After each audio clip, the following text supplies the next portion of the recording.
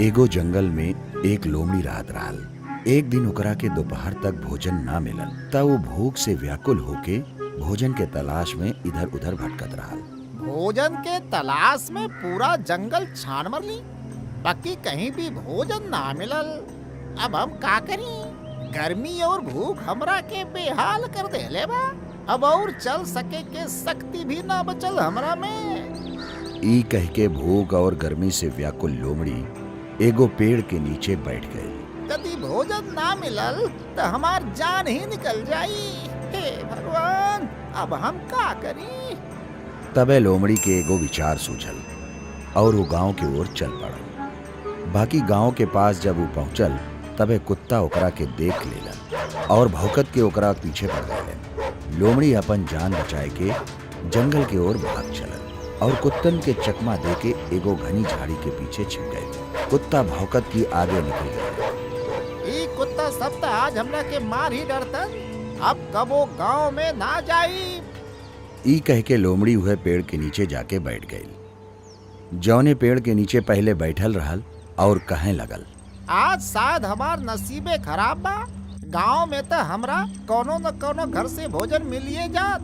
कुत्ता सब हमार खेल बिगाड़ देलन। सत्यानाश हो कुत्तन के। पेड़ के नीचे बैठल लोमड़ी गांव के कुत्तन के भला बुरा कहत रहल। तबे ओकरा के चोंच में रोटी के टुकड़ा दबौले उड़ के आवत एगो कौवा दिखाई देलस। कौवा उहे पेड़ के एगो डाल पे आके बैठ गयल जौने के नीचे लोमड़ी बैठल रहल। रोटी, एकरा से तो हमार भूख मिट जाई। कौवा के मुंह में रोटी देख के वो भुखायल लोमड़ी के मुंह में पानी भरायल और लोमड़ी सोचे लागल कि कैसो भी हमरा के रोटी मिले के चाहिए, तबे हमार भूख मिटी। तबे लोमड़ी कौवा से रोटी छीने के उपाय सोचे लागल। बाकी ओकरा के कोनो उपाय सुझात ना रहल।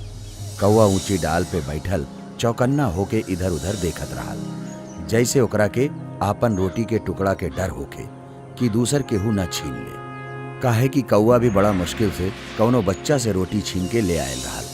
कौवा कौनो मोटी डाल के तलाश में इधर उधर देखत रहल जहां वो रोटी आराम से खा सके और रोटी जमीन पे ना गिरे। तबे लोमड़ी के एगो उपाय सुझायल। वो डाल पे बैठल कौवा के ओर देख के बड़ा मीठी बोली में बोलल, हमार प्यारा कौवा भाई, रउआ तो बहुत सुंदर बानी। पूरा जंगल में रउआ जैसन सुंदर पक्षी केहू बटले ही नहीं खे। हम बहुत प्रशंसा सुन ले बानी। अब तक रउआ कहाँ रहनी? बहुत दिन बाद दिखाई देनी। कोनो दूसर जंगल में चल गए रहनी का? गाऊ जंगल एह जंगल से ज्यादा सुंदर बा।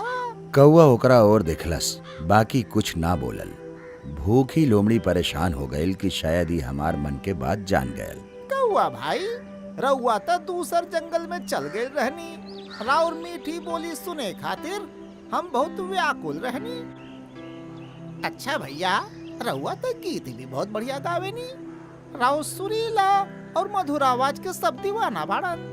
वैसे गाना तो हम अच्छा गा लेवेनी, बाकी हमारा आवाज बेसुरा बा। का रउआ अपन प्यारा प्यारा मीठा मीठा आवाज से हमरा गीत ना सुनाई? लोमड़ी के धूर्ता भरी चाल कौवा के समझ में आ गई कि लोमड़ी कौनो तरह हमार रोटी छीने चाहत बा। यही से कौवा अपन पैर से रोटी दबा के बेसुरी आवाज में गावे लागल।